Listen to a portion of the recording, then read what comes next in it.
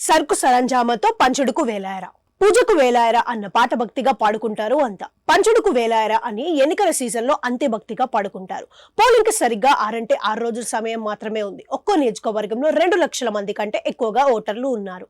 అందరికీ పంచుడు కార్యక్రమం పూర్తి చేయాలంటే కీలకమైన ఆ వారం రోజులు సరిపోతాయని అభ్యర్థులు భావిస్తున్నారు. అందుకే మంచి రోజు అని మండే నుంచే పంచుడు ప్రోగ్రాం స్టార్ట్ చేశారు అని అంటున్నారు.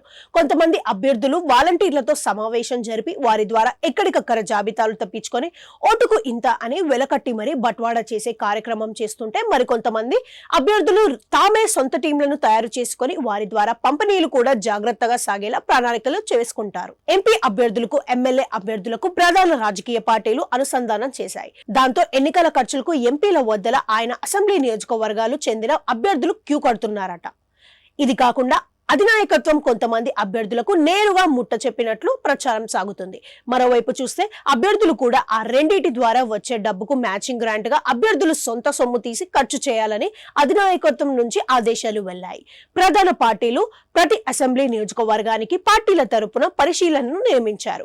అలాగే కోఆర్డినేటర్లు కూడా ఉన్నారు. జిల్లా స్థాయిలో బాధ్యులు ఉన్నారు. వీరంతా కలిసి ఒక ప్లాన్ ప్రకారం పంచుడు కార్యక్రమాన్ని చేపడుతున్నట్లుగా చెబుతున్నారు. ఓటుకు 2000 అన్నది కనీసంగా చెబుతున్న మాట.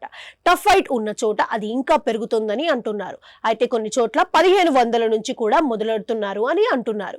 ఇక చూస్తే అధికార పార్టీకి వాలంటీర్ల ద్వారా ఆయా ప్రాంతాల లబ్ధిదారుల వివరాలు అన్ని పక్కగా తెలుస్తున్నాయి కాబట్టి పంచుడుకు వీలవుతుందో అని అంటున్నారు. విపక్ష తెలుగుదేశం నుంచి చూస్తే ఆ పార్టీ బూత్ లెవెల్ కమిటీలు వేసింది.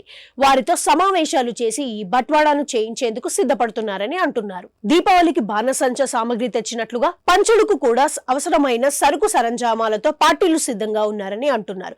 ఎట్టి పరిస్థితుల్లో ప్రచారం ముగిసే నాటికల్లా పంచుడు కూడా పూర్తి కావాలని లక్ష్యంతో ప్రధాన పార్టీలు పనిచేస్తున్నాయని అంటున్నారు. చూడాలి మరి ఈ పంచుకుడు ఈసీ డేగే కేలు ఎంత వరకు నియంత్రిస్తాయో, ఏ పార్టీ ఎంత ఒడుపుగా అన్ని కళ్ళు దాటుకొని తాము అనుకున్న తీరుని పంచుడు మొదలు పెడుతుందో అన్నది.